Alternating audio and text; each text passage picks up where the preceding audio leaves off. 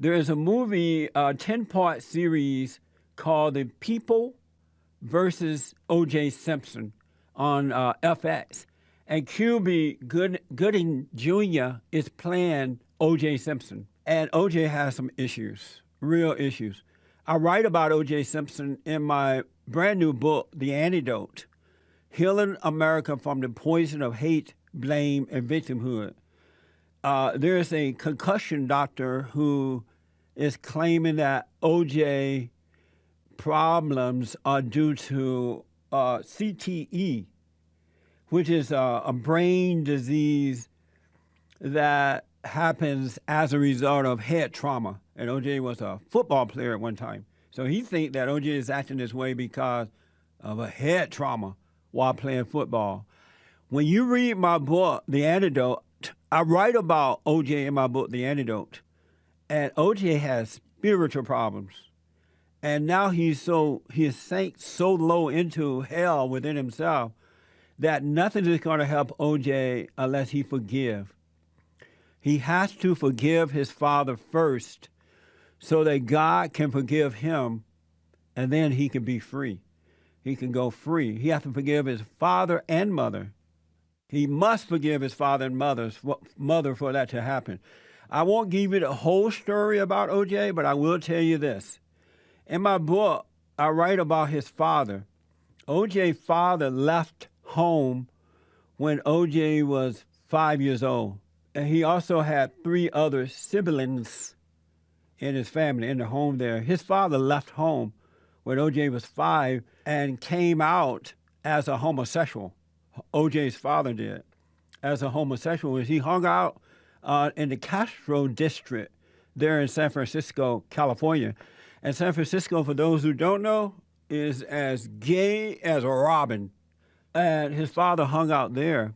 And later, as you read in my book, his father became a drag queen, meaning that he started wearing women's clothes.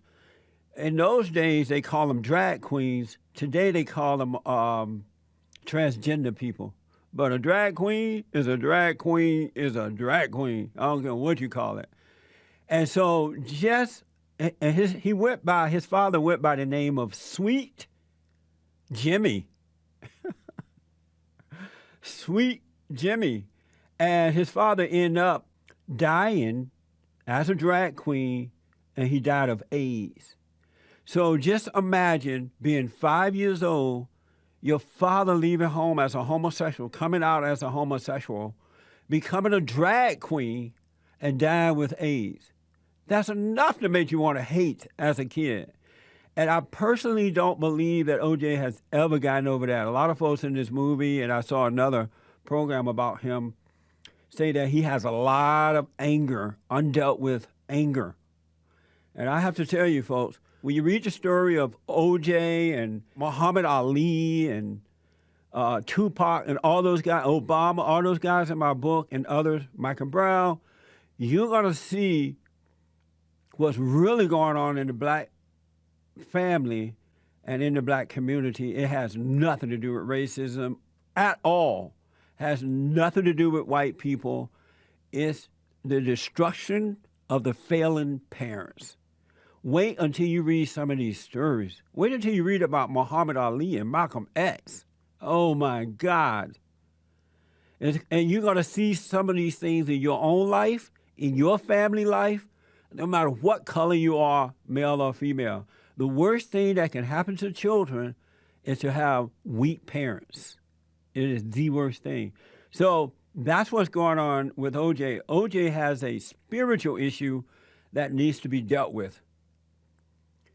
When I did the research on this for this book and found out that his daddy was a homosexual, later becoming a drag queen and dying of AIDS, it was shocking to me. I've never heard that about O.J. prior to this information. So he seriously has a spiritual problem. And O.J. is an example of what's wrong with the average black man and woman today.